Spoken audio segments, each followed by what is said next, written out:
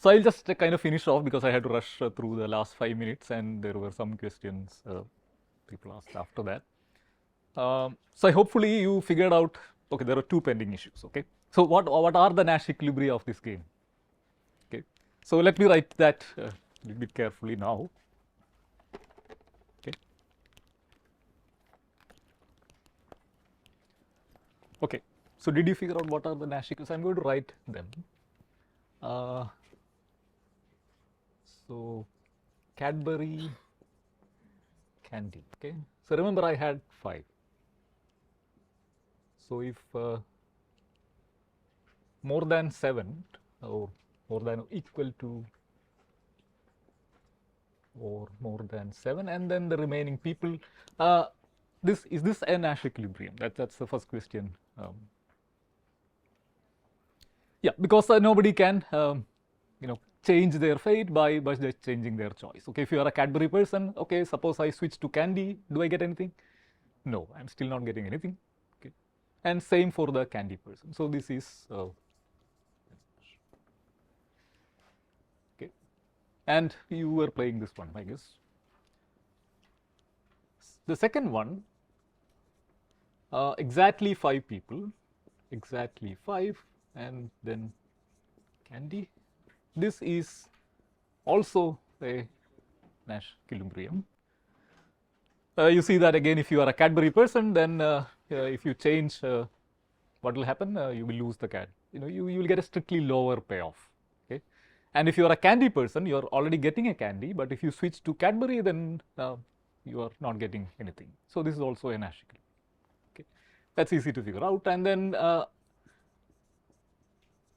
so less than 5 candy. Huh?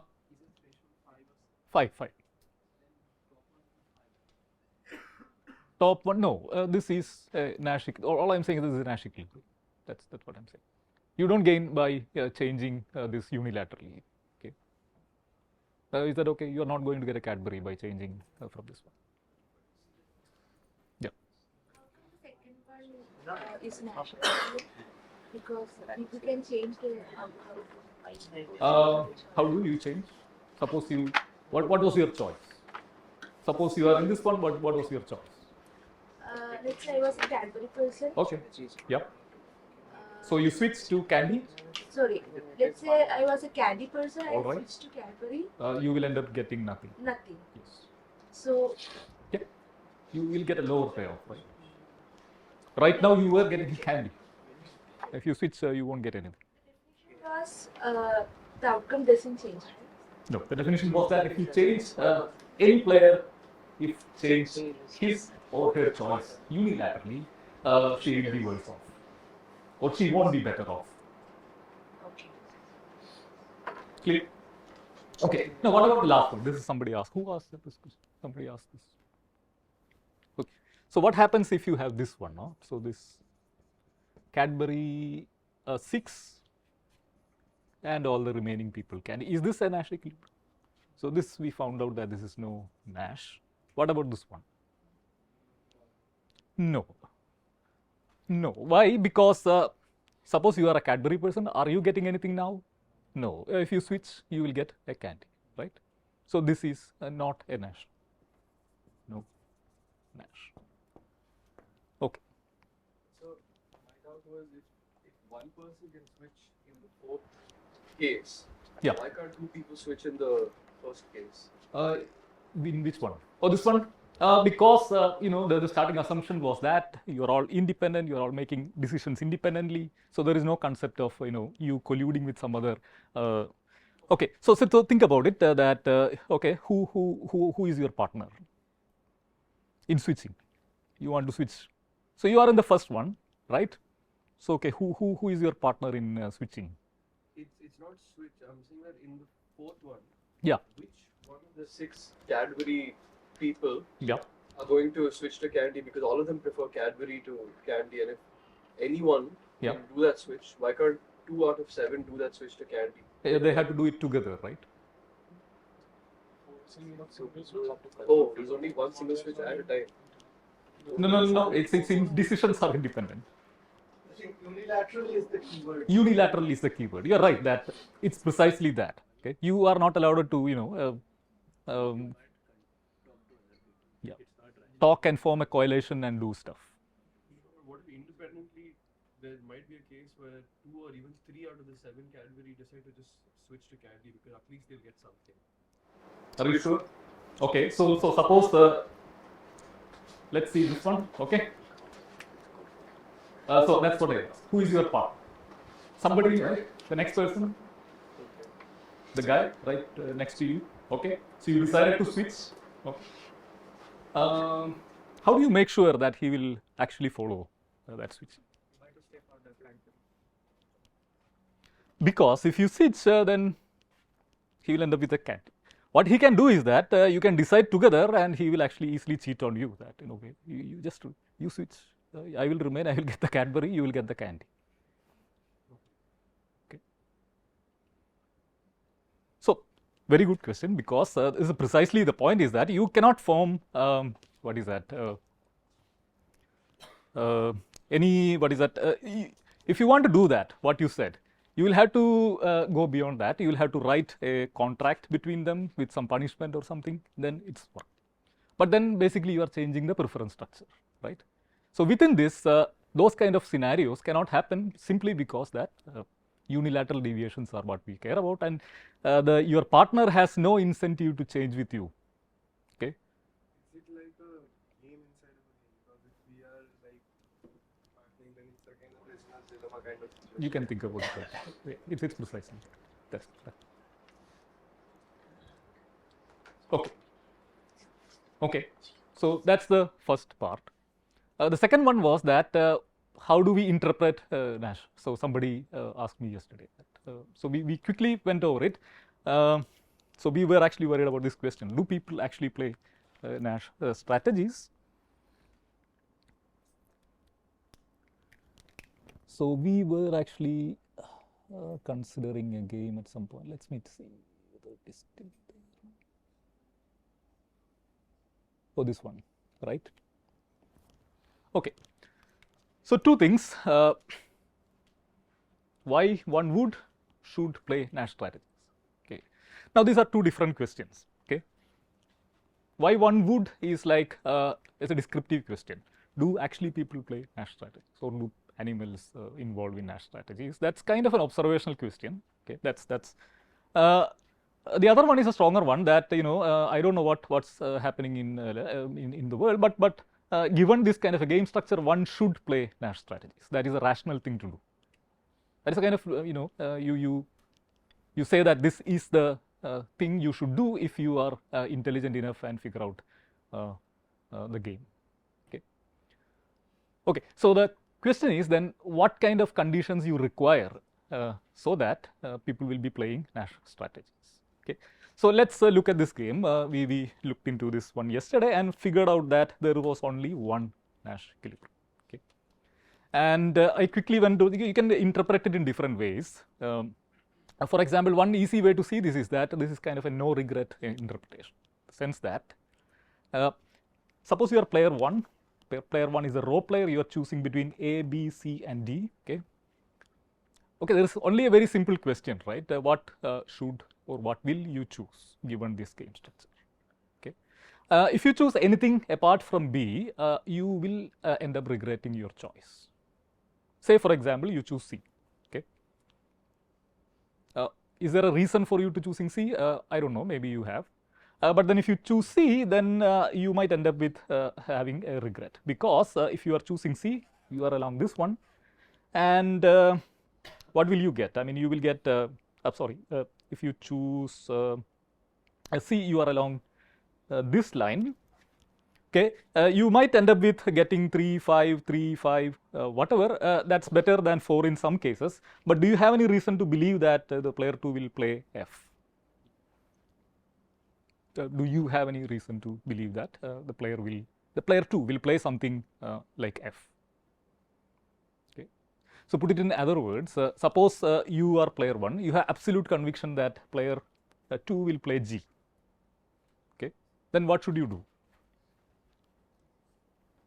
C, correct? Okay. But the point is that what if player 2 is also as good as me and he can figure out that I'm going to play C, then that's not mutual best responses. So that's what we said yesterday. So if I'm playing C, then probably he will play E and so on. Okay, so this is the only situation where you have okay. So these are all the same thing written in different words. Basically means that this is only self-consistent choices they can make in whatever way I have described. So no regret is one way of saying it. Another simple way of saying is that it's the only self-enforcing agreement. You don't need any written contract to play this one. Okay. So suppose you are player 1, you declare that okay, I'm going to play B, and the other player is going to say that okay, I'm going to play E publicly. Then they will actually follow that. You don't need any other additional mechanism to enforce that. That's the second one. The third one is that it's a viable recommendation. That's again saying the same thing, that if look, so some of you are playing player 1 and some of you are player 2, then I can recommend that look, you play B and the player 2 should play E. That's a kind of viable recommendation. You don't have any incentive to deviate from that, because if you deviate from that, you will end up with a strictly lower payoff or worse situation. Okay. Yeah.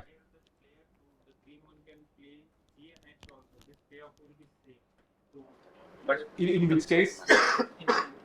if first player chooses to play B, Okay.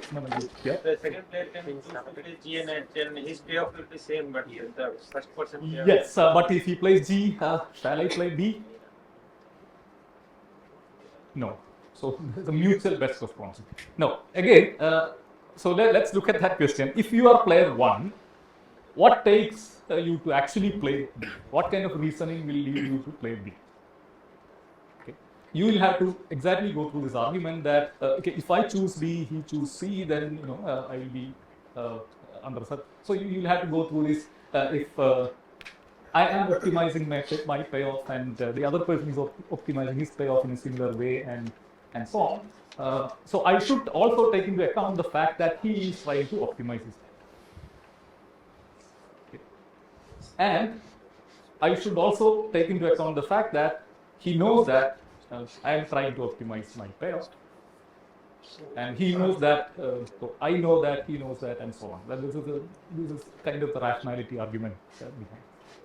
Is this assuming that it's a turn-based event? No. This is just one shot. Okay. You have to just figure out what to play. It's just one shot. Okay. You can put it in a different way. Simple question. Do you have any other recommendation? Or another way of saying is that, do you have any other proposal to solve this game? You can have, absolutely, there is no problem. But given what we were saying, this is the thing players should do. Now, this one, more interesting one. Will the players do Nash kind of strategies in real life situations? Okay. What about this one? Did you play one of these Nash strategies? Yes. Is that evidence that people actually play Nash strategies? Yeah, probably not. Okay. So we will see other examples of that. In this case, it was particularly hard for this one to occur, and you can see that there is only one such possibility, right? I mean, exactly 5, and then all the other Nash is kind of that. But you were kind of doing individual optimization of payoff and so on, and you kind of, I can argue that you kind of ended up with here. And if I really want to make you play this one, I will have to really work hard, or you will have to really work hard. You will have to join all together and plan some very elaborate scheme such that exactly 5 people get it and then share it among themselves and so on. Okay. Okay. Here is also another concept. So there are 2 Nash kind of strategies. Well, I mean, there are many here, but let's consider this as one. Which one is better? Better for the whole population in the second one, right? Because you get candies and chocolates. This one, you don't get anything. Okay, just like so this is kind of a socially better situation than this one. Okay, so another way of saying is that this strategy set is Pareto superior to this one. So this is an economic terminology for saying that this one is better, Pareto superior. Pareto basically means that this strategy profile is at least as good as this one, and some people are doing better. Not everybody has to do better. In this case, everybody does better, but that need not be the case. Okay, maybe that some people do better, others do as equally as the previous case. Okay, so this is again one such considerations we can have. Yeah. Oh, this means that compared to this one is better for everybody involved. That's what.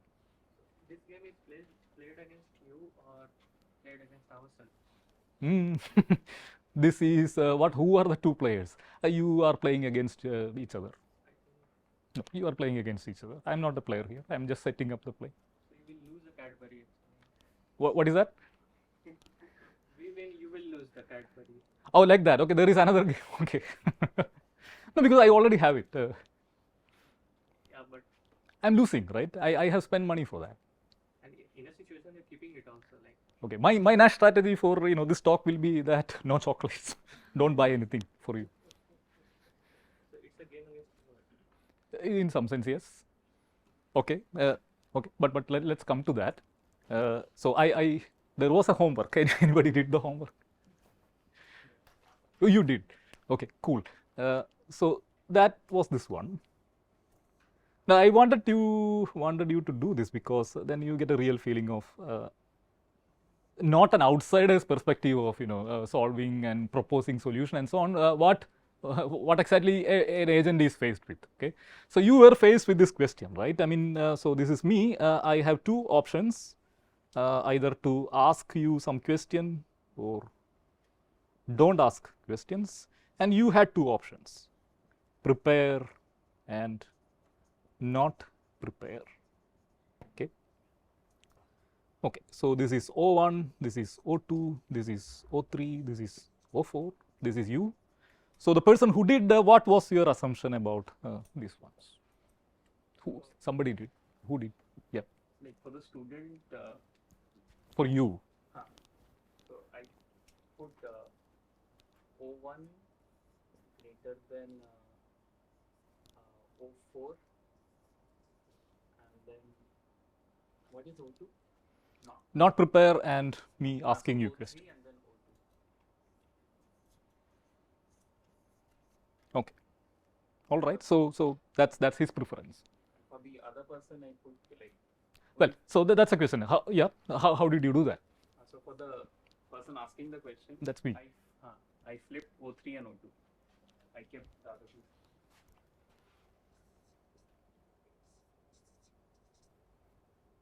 This one? O2 later, yes. So what was your reasoning for that? Why did you? I mean, because the student would not. So no. So you're saying that I prefer O1, me asking and you prepared. Okay, good. That's my best. Okay, right. And then O4, which is I'm not asking and you are not preparing. Okay, fine. Then I prefer O2. Okay, me asking and you not preparing. O3, where I don't ask and you prepare. All right. You wanted, but O3, no. Like, Me. don't ask, and you will save your time. No. So I'll tell you. I wanted to ask anyway. No. So the question is that what is the problem you are facing? You know your preference presumably, but you don't know my preference, right? You don't know the other player's preference. Okay. So there are such games. They are called games of incomplete information. Okay. Along with a lot of other incomplete stuff, but so we are not dealing with that. But can you actually simply, I mean, without even studying that, can you propose a solution method for it? You were already doing that. What were you doing? So, like, on this basis only, On this basis, you can construct the. Yeah. payoff matrix, or maybe at least put some numbers in this order, and then figure out what is the best strategy. What was your strategy? Best strategies was like prepare and I was asked, Okay. or No. You have only two strategies. You can either prepare or don't prepare. Which or you can do it. So strategy basically means that you have two options. These two options are called strategies. So in the end you have to decide, did you prepare or you didn't prepare. No, because in this scenario, both of them were in Nash equal, like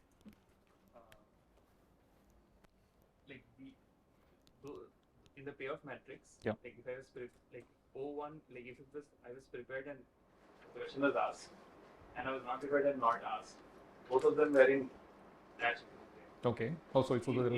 In this reference. So there were two. Huh? So you have a problem of equilibrium selection or something like that. Okay, fine. Okay. No, but see that this is kind of a typical scenario you will face when you are actually facing, some. Optimal you can choose Pareto superior. In which one? This one? In two NAS. Here? Yeah, but Pareto superior you can choose in this game. No, but normally if you want to go from here to here, everybody should be ready for that, and then you have to do it together. That's not possible in the. Okay. So what we were dealing with yesterday is actually typically known as basically non-cooperative games. Okay. Non-cooperative games where you are not allowed to make any correlations or anything like that. Okay, and I believe that in biology and in physics certainly, I guess most of the games you will be dealing with is non-cooperative. I'm not sure. Are there any other examples? Other examples of cooperative games used in biology? Maybe there is. I don't know. But normally you won't see them study. Okay. All right. So this is where we ended yesterday. Yeah. Yeah. So, in the example that you gave, that's an asymmetric. Yeah, it is an asymmetric one. So, unlike coaction, we have no evidence as such to say that the other player would be into that. But what if we have some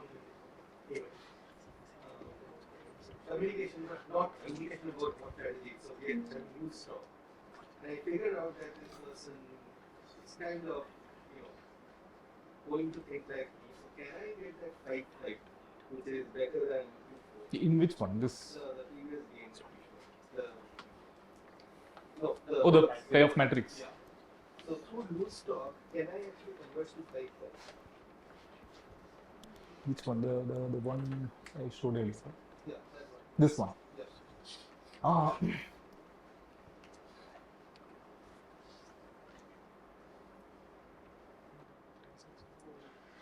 I have to think because this is not symmetric. Yeah, I know it's not symmetric. So But doesn't apply. no, but I can make it symmetric. I mean, you can, for example, Battle of Sexes kind of games, you can make it symmetric by adding one more step where you first decide whether you are a column player or a row player. You can make it symmetric. It probably can. I don't know. Okay. So that was kind of winding up yesterday. So let's begin today. And hopefully I'll get to distribute the chocolates because it's a bit like becoming one of these stories because when I woke up today I found that I had opened the bag of candies in the hope that you will actually play well and get it. And it turns out that there is an ant colony now colonizing it. So it became one of these Jerome stories. I don't know whether you have. So you get a protein supplement. Yeah. So I have trouble. Okay, somehow I want to get this. And yesterday night I had a clever plan. I hope it's a clever one. We'll see. in 2 minutes. Okay, so by now you must have realized that there are various varieties of games, and we are dealing with just one variety where it's non-cooperative. One shot basically means that it's just one play.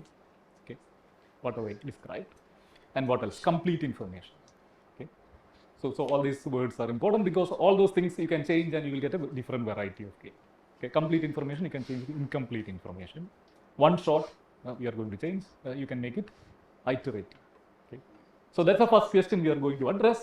We'll repeating this stage game just like the ones we were seeing yesterday. Will that change the equilibrium or the outcome? Okay.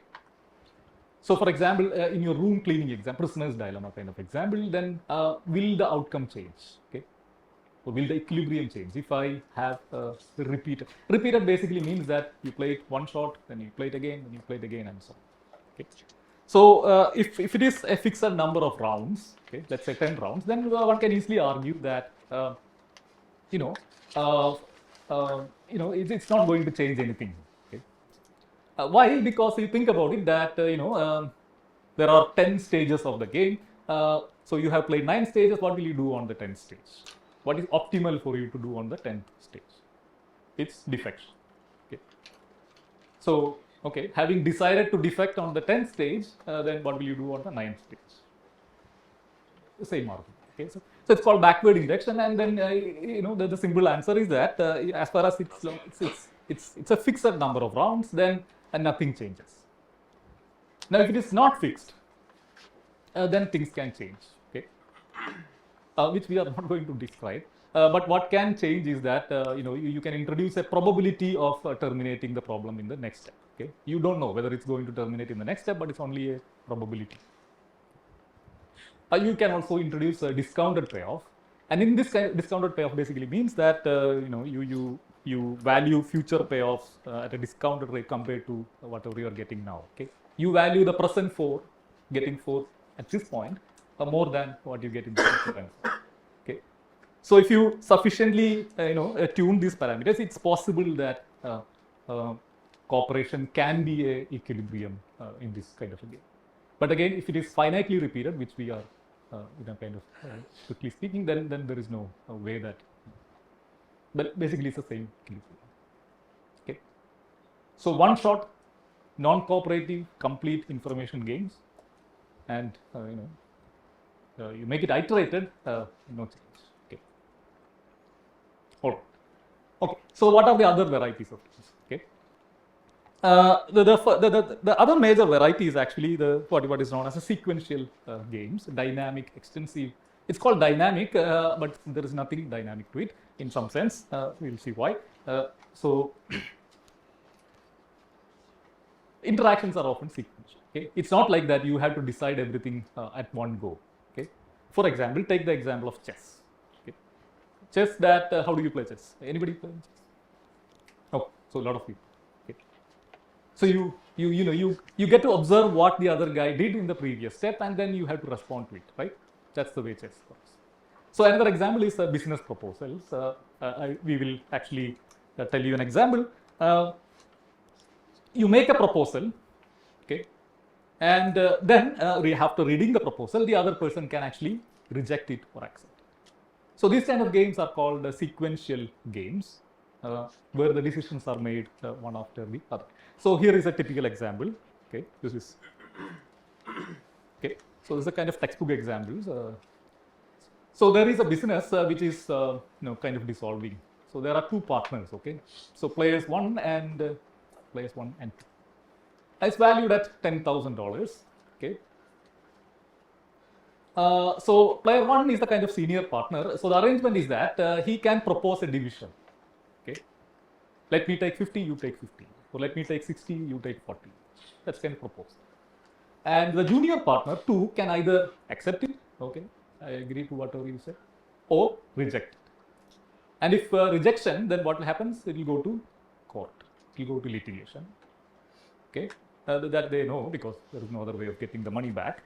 And if it litigation, let's make things easier. The typical verdict they know is that player 1 being the senior partner, the order will be something like the player 1 will get 60% and player 2 will take 40%. How do you know? Because from the past court orders or something. You know that this is more. Doesn't matter actually. Maybe there is one more zero. I don't know. 1, 2. Okay, this is more. I think this is $100,000. 20,000 is the litigation cost. Okay. So the litigation will cost you $20,000 for each. Okay. Okay. So this is a kind of typical setting. So in this kind of a scenario, I can represent this in what is known as a decision tree. Okay. This is an example of a decision tree. It's kind of self-explanatory what a decision tree is. There is a root node. Player 1 belongs to that node, means that he gets to make the decision at that node. Okay.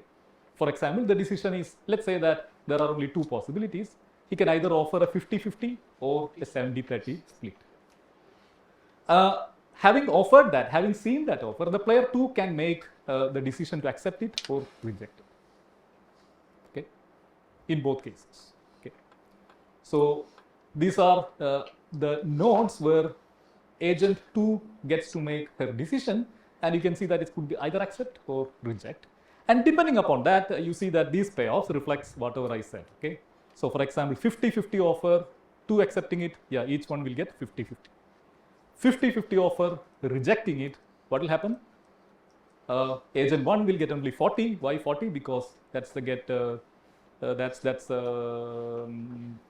each person has to pay the same say 20,000. Yeah. So he will get 60,000, but then you see that court order will be 60,000. He will be paying advocates 20,000, and then he will get 40,000. The other guy gets 20,000. Because he also has to pay. And similarly here. Okay. That's now, just as we said yesterday, I have written O1, O2, O3 and O4 here. What does that indicate? That indicates the outcome. Okay. Now, in this case, it's pretty easy to figure out, what is the preference for each player, right? Maybe not. Let's say you are player 1. What will be your preference order? This is red. You prefer O3 to O1, and then O2 and O4 are equal. But remember that that's only when you consider this situation purely in this litigation monetary terms. Okay, he might have a different preference order. Okay. Similarly, for 2, you might guess that he will be preferring O1 to O3 to O2 to O4. But again, that could be, for example, he might think that if he ordered 50-50. I am not going to accept it because I worked more. Okay, I need more. He kind of could be vindictive. I want to drag the other person to court and so on. So you see that just as in the previous case, outcomes and their ordering matters. Okay, and in this case, I am just representing these outcomes with numbers. Very easy. Given this, how do you figure out what to do? Payoff matrix, yeah, but no, there is no matrix here as of now. We will see that. It's a very simple idea that it's called backward injection. Okay, so there is a root node, and these are called terminal nodes. How do you recognize the terminal nodes? You will see a payoff written right below it, because that's where the game ends. Okay, so why 2 and 3? Because I have just converted these numbers, just to simple numeral. Okay. So the idea is pretty simple that you see this is the terminal nodes, and just before that 2 has to make a decision here, right? And if you are 2, which one you will prefer? Okay, it's 3, right? So you will accept at this node, you will be playing accept. Similarly, these are terminal nodes, and if you are player 2, then what will you do? You will choose this one because you are getting a 2 instead of a 1, which means that I can just transport this. I mean, this is all you have to do is, okay, since this is the outcome going to be, I can just level up, okay, write it here. Similarly, I can write it here. Okay, now I have these kind of fictitious terminal nodes for player 1. What is he going to do? Well, 1 or 2, that's his decision, and obviously he will choose this one. Okay. So this is the backward induction argument, and so whenever you see dynamical games and these kind of games, the kind of as somebody said, the answer is the backward induction to almost every question. Okay. So this is how you solve. Okay. So just terminology. These are called decision nodes. Sometimes they are called information sets and so on. We will see. No, basically, these two are the kind of information set of player 2. That's kind of terminology. Yeah. In this present problem, Yeah. Is there a possibility for person 1 Yeah. who is deciding the offer to offer a certain value which will maximize both person 1's That's what he is doing. Oh, for both. offer? Like, he's doing 70-30 and 50. Yeah. But is there a value? Oh, you can consider different splits. That's what you're saying, right? Oh, Different values. different values. As in, can you offer like 65 such that Yes. the other person will not, because if it does, then it will receive a. So basically, you're asking what is the general solution of this if I have all possible split terms. I guess it is 50-50, but I have to check. I mean, no, but it's doable. I mean, only thing is that you will have more decision. I mean, branches to the trees and so on. Here, this option of P1 is getting 70,000 and the other person was getting 30,000. Isn't that the less equilibrium? Because if anyone differs from that, so you will get less. No. Why is that? Because you offer this one 70-30. Yeah. So 2 will reject. You will end up with 1. Yeah, but if I go towards that 70-30 offer, If you are player 1, Yeah. you have no reason to go this way. That's what I'm saying. You will end up with 1. Instead, you could have gone this way. You could have ended up with 2. So 2 is better than 1. No, not yet Nash. I mean, there is no Nash here. I mean, this is just like backward induction. We will see what is the connection to Nash in a moment. Okay.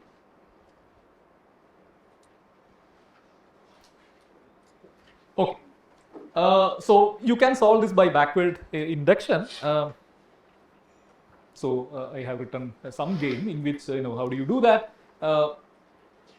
Look at the terminal nodes. If you are player 1, which one you will choose? Both are the same, right? You could be anyone. So actually, those are the two cases I have shown here. Okay. Suppose it is G, then imagine that this 1, 2 will go there. Then player 2 will be choosing this one because he is getting a 2 and so on. Okay. And you go all the way up, and then this is one solution. But there is also another solution. Okay. Okay. So again, just as in the Nash case, you could have multiple solutions to a game. But as somebody said, there is a connection that you can actually write this whole thing, this tree, in a payoff matrix like this one, okay, which we were doing. Okay. You can convert. So technically, it's called that you can convert a sequential game to strategic form. So the strategic form is basically the payoff matrix form. Okay, that's. You just write all possible things, and we will show you one example. And the thing is that every backward solution, you can prove this, that every backwards induction solution is a Nash equilibrium of the associated strategic form. Okay, so you convert this entire thing into table like this. Okay, all the backward induction solutions will be Nash equilibrium of this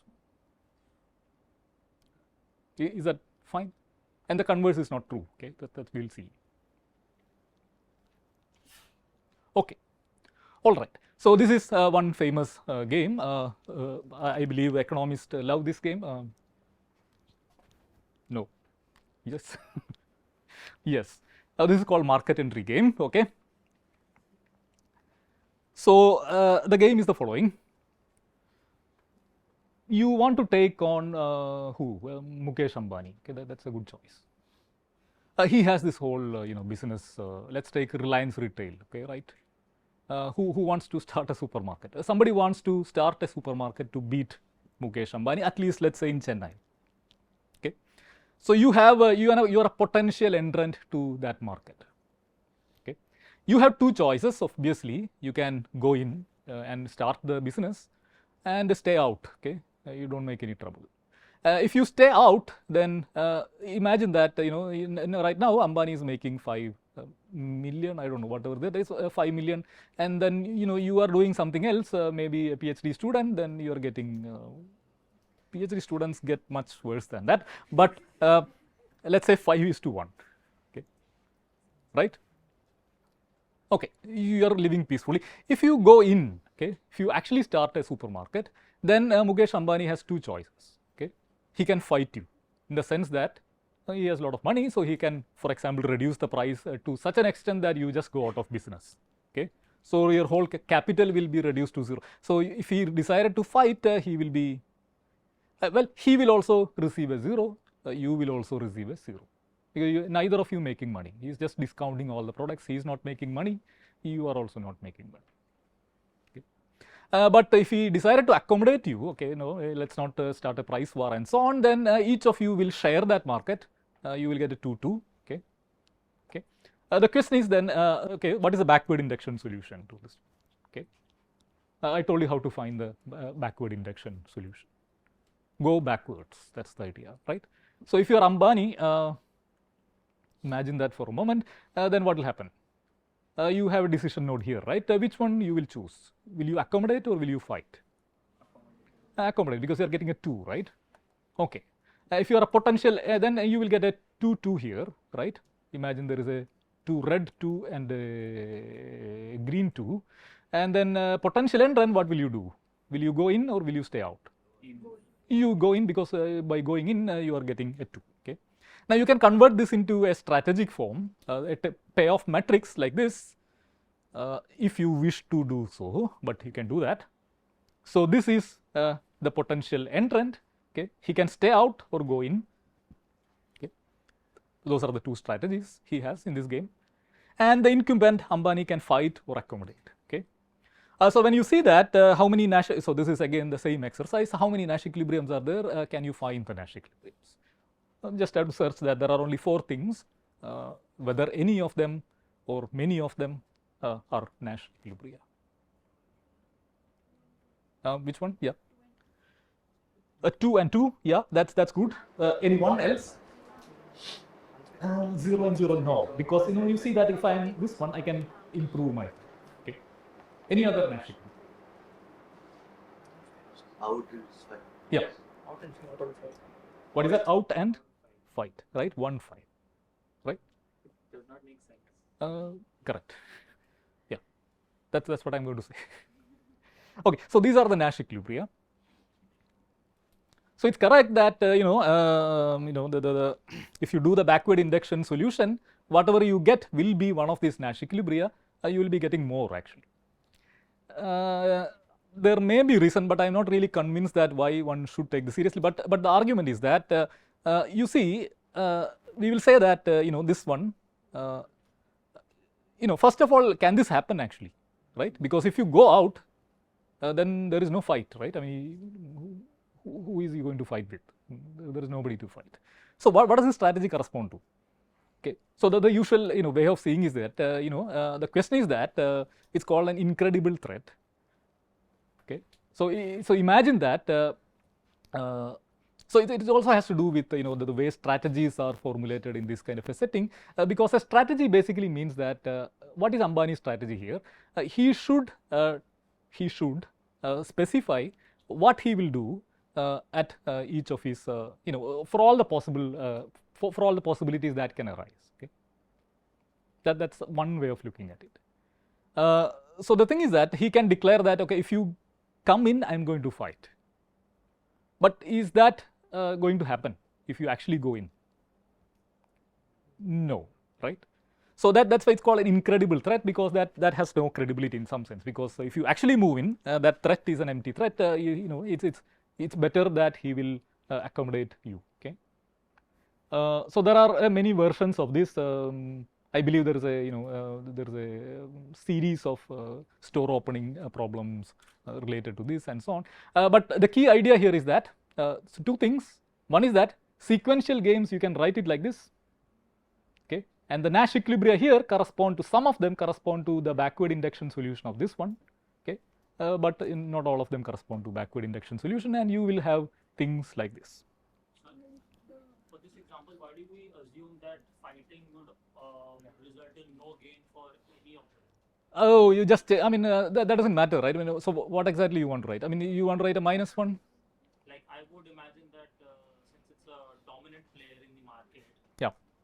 they would still gain something by eliminating the new and Okay. Very good point. incoming competition. Okay. So probably, I mean, let me try to rephrase what you're saying. You are saying that Ambani will still want to fight because he just want to send a message to all other potential entrants. That's one way of looking at it. Yeah, one But then there is a chain store game where you can prove that that won't happen. I don't know under what conditions that will be a viable strategy to fight. Maybe economists will have a better answer. Yeah. Can I add something to this? Yes, sure. So, 2 points. One is that another example where you can think about this incredible threat is how terrorists engage in a terror contest, which is that police may enter and then you can pick up a fight with the police or the military, let's say. Or you can accommodate them in the sense that, so suppose you are in Chhattisgarh, you are deciding whether to set up, I just took the example of Chhattisgarh just as an example, I'm not implying anything by it. Whether to set up a CRPF camp or not, that's a very strategic decision. If you enter into a fight, the outcome is just going to be 0-0. For both parties, there will be death. Whereas if you accommodate them, then potentially one can still run the business, let's say, longer, and therefore you can have larger payoff and so on. So there are games where these kind of payoff systems make a lot of sense. In the specific context of market, yes, sure, one can change the payoffs. But I think the deeper point is simply that given this payoff structure, what would be the outcome? And the second point I just wanted to add for your consideration is that this is also a way to think about something called subgame perfection of Nash equilibrium, where each of the things that Dr. Sasidevan described, each of these nodes and the residual will be called a subgame. And then you do the backward iteration, the resulting Nash equilibrium is called a subgame perfect Nash equilibrium, which is the more intuitive one. So it's true, and it's actually a very good example where not all Nash equilibria are particularly intuitive. Yeah. But they arise because the way Nash equilibrium is defined to begin with, which is that it's a best response no matter where the response appears. So in this particular case, this 1-5, the other name that economists use for this is called off equilibrium path, where it will not be played, but it can still satisfy the definition of Nash equilibrium. Sorry for the interjection, please. No, it's perfectly fine. I mean, you know much better than this. So the incredible, the terrorist story also belongs to that category, right? I mean, you know that the terrorists, whenever they hijack somebody, what will you do for some ransom or something? I don't know. If yeah, you know how to. Yeah. The out and accommodate case Doesn't really make sense. Yeah, that's what he's. Making a payoff matrix doesn't make sense. Okay, but what he's saying is that it could make sense in some cases, and I also believe that it gives a very nice connection between Nash equilibria and the backward induction. That's probably also the reason. Yeah. So right now, not all Nash equilibria correspond to No. the solution. In this case, okay, I'm converting a dynamic game like this to a strategic form. Then, Let's say we have two Nash equilibria. One of them is Pareto superior to the other. Then can we say that okay, this backward induction solution will be the Pareto superior one, or is that a stronger statement to? I think no. But again, you have to sit there. Okay. No, there is No, no. there is no Pareto superior. So because you're strictly, one person will be worse off. Right? And if you move from here to here, even though the other. Okay. So as promised, so this is learned. So I will actually stop with again playing a game. At this time, hopefully, you will be successful. Okay. It's a very famous example of ultimatum game. Okay.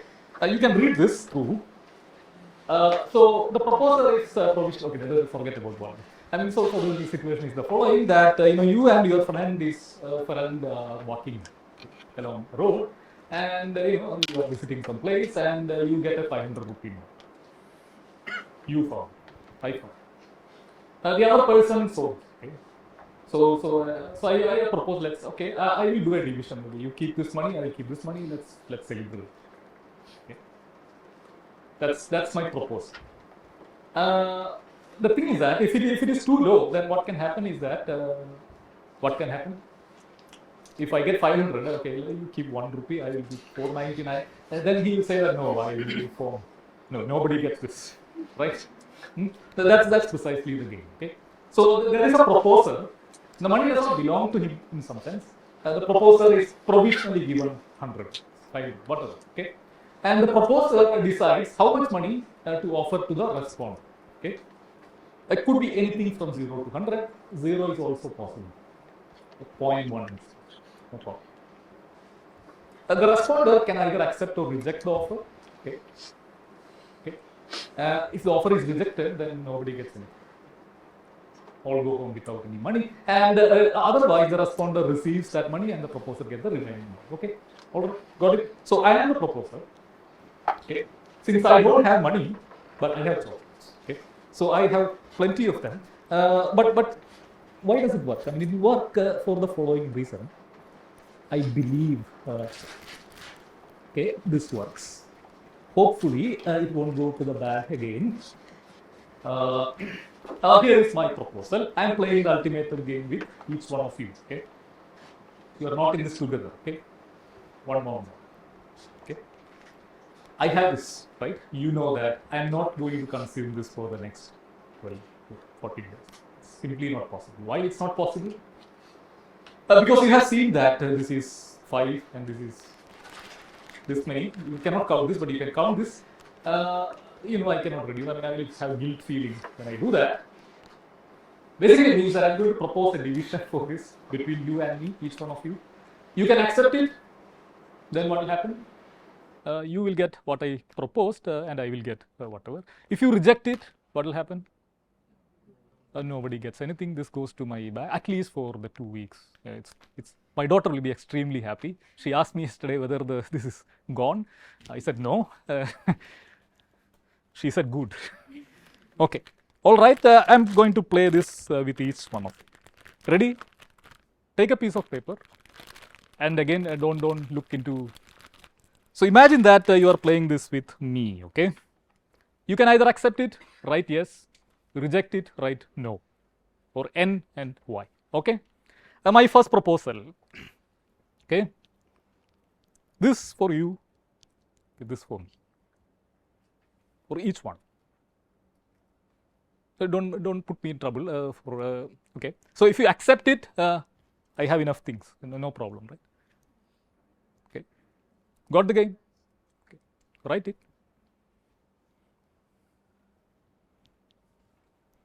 So, what is the acceptance of the offer in this case? Like, if majority right, yes. No. It's individual. It's one man one.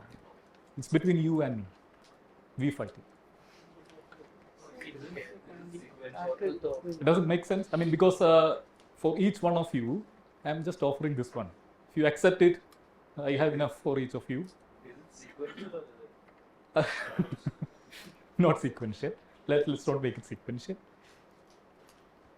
Okay, can make it more dramatic. Okay, this for me and this for you, each one. Okay, yes or no? Yeah.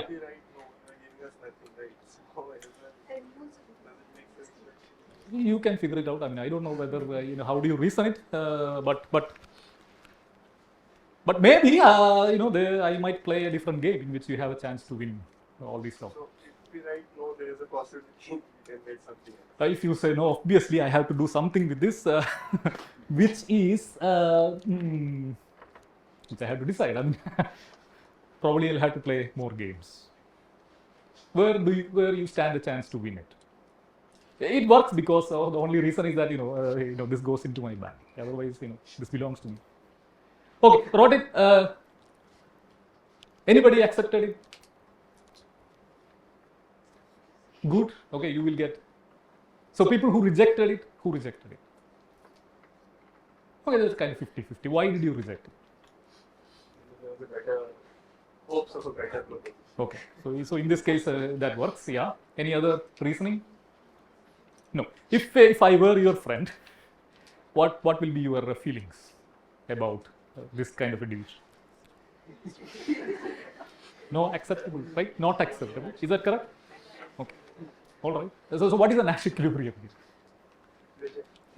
here? Really? Really? Well, maybe because it depends upon your preference order. But so if this is money and so on, you see that you don't stand anything. If you reject it, you are not going to get anything. If you accept it, you will at least get one melody, right? So whatever I offer, you should accept it. You should, in the sense of optimal spot. I can even offer, one small bit of it. You should accept it. Okay, that is the Nash equilibrium. Actually, not offering anything is also a Nash equilibrium. At least let's make it, a bit of. Okay, so from a friend, you won't take it. Why?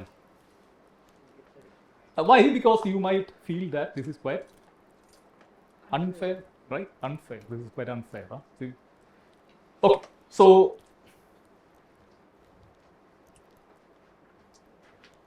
Okay, so I'll make a fair proposal. Okay, to take a piece of each of these. Okay, I guess there is 5 into 50 small pieces in this one. You have all the chocolates. Please take it and rescue me from ants. Okay, I will keep it here. Okay, now, so winding up. This is actually a very famous game played over many things and so on. What do you think you will observe if you actually conduct an experiment or observation in real world with people? 50-50? Is that? What will you offer? If you were the proposer, then what is the kind of typical offer you will make? Okay. Why? Because you have learned. Yeah. You will make that. Okay, right? Anybody else? Any good Samaritans? No.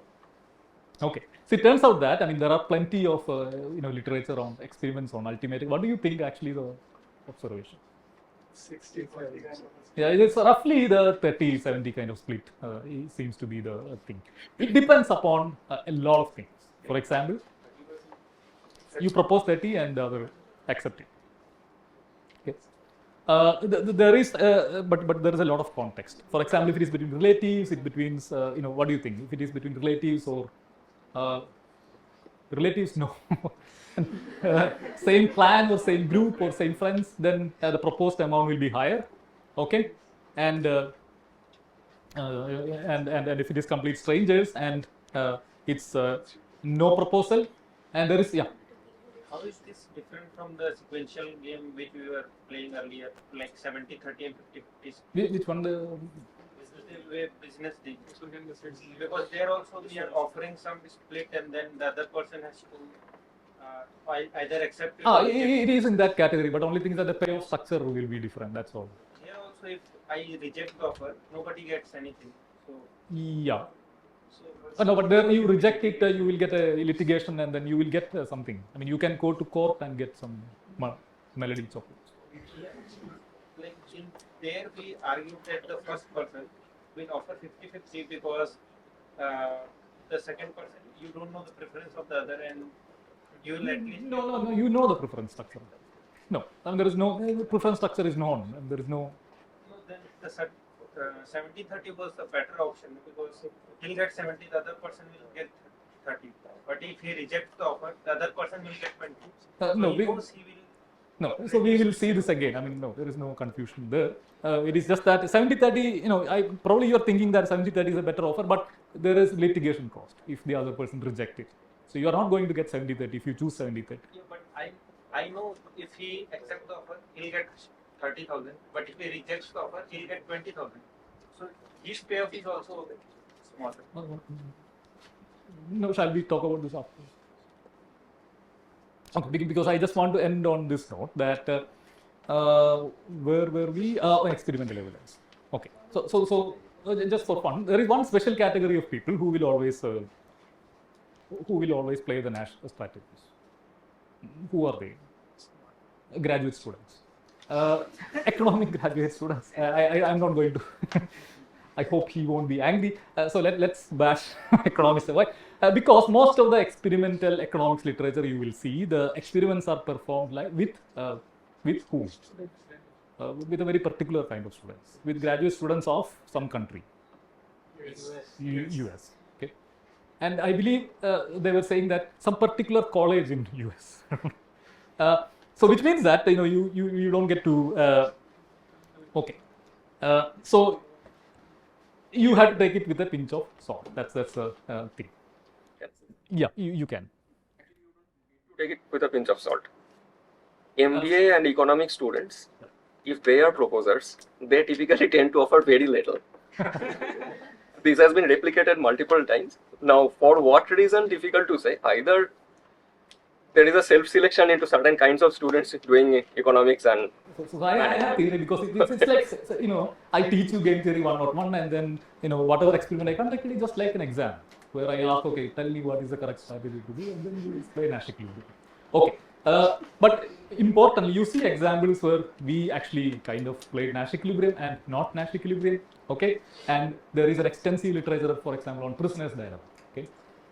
It's easy to get swayed in one direction or the other. For example, if you listen to a proper out and out game theorist economics, you will say that there is enough evidence in prisoner's dilemma that people actually defect.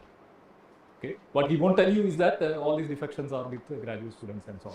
Actually, there are experiments with prisoners playing prisoner's dilemma. Okay, whom do you think better cooperators, prisoners or graduate students?